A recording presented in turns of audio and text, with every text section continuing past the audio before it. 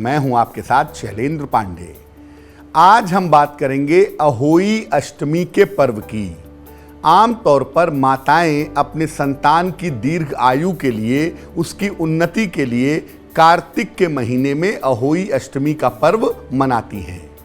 क्या है ये पर्व, इसकी महिमा क्या है और इसको करने का तरीका क्या है, इस विषय पर बात करेंगे। सोमवार के दिन शाम के समय भगवान शिव को खीर का भोग लगाइए और इसके बाद रात में उसी खीर को प्रसाद के रूप में ग्रहण करिए। कुंडली का जो कमजोर चंद्रमा होगा वो निश्चित रूप से मजबूत होगा। सबसे पहले ये जानते हैं कि अहोई अष्टमी व्रत का महत्व क्या है। देखिए, कार्तिक कृष्ण पक्ष की अष्टमी तिथि को अहोई अष्टमी का व्रत रखा जाता है। इस दिन अहोई माता की, जिनको कि माता पार्वती भी माना जाता है, उनकी पूजा की जाती है। इस दिन महिलाएं व्रत रखकर अपने संतान की रक्षा के लिए और लंबी आयु के लिए प्रार्थना करती हैं। जिन लोगों को संतान नहीं हो पा रही हो, उनके लिए अहोई अष्टमी का व्रत विशेष व्रत है। जिनकी संतान दीर्घायु ना होती हो या गर्भ में ही नष्ट हो जाती हो, ऐसी महिलाओं के लिए भी ये पर्व बड़ा शुभकारी है। सामान्यतः इस दिन विशेष प्रयोग करने से संतान की उन्नति भी होती है और कल्याण भी होता है।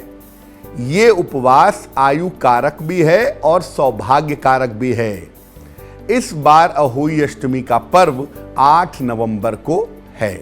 अब ये जानते हैं कि अहोई अष्टमी के दिन उपवास कैसे रखा जाएगा। सुबह के समय स्नान करके अहोई की पूजा का संकल्प लें। अहोई माता की आकृति गेरू से या लाल रंग से दीवार पर बनाएं। सूर्यास्त के बाद जब तारे निकल जाते हैं तब ये पूजन शुरू किया जाएगा। पूजा की सामग्री में चांदी या सफेद धातु की एक अहोई होगी, चांदी की मोती की माला होगी, जल से भरा हुआ कलश होगा, दूध, भात, हलवा और फूल, दीप आदि रखे जाएंगे। पहले अहोई माता की रोली से, फूल से, दीप से पूजा करें। इसके बाद उन्हें दूध भात अर्पित करें। फिर हाथ में गेहूं के 7 दाने और कुछ दक्षिणा लेकर अहोई की कथा सुनें। कथा के बाद ये माला गले में पहन लें और गेहूं के दाने और जो दक्षिणा हाथ में ली थी, ये सासू माँ को दे करके उनका आशीर्वाद लें। इसके बाद चंद्रमा को अर्घ दे करके भोजन ग्रहण करें। चांदी की माला अष्टमी तिथि से लेकर के दीपावली तक गले में रहेगी। दीपावली के दिन इसको निकालें और जल के छींटे दे करके सुरक्षित रख लें। अब ये जानते हैं कि अहोई अष्टमी व्रत के विशेष प्रयोग क्या हैं।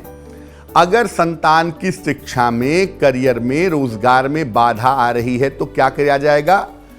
अहोई माता को पूजन के दौरान दूध, भात और लाल फूल अर्पित करें।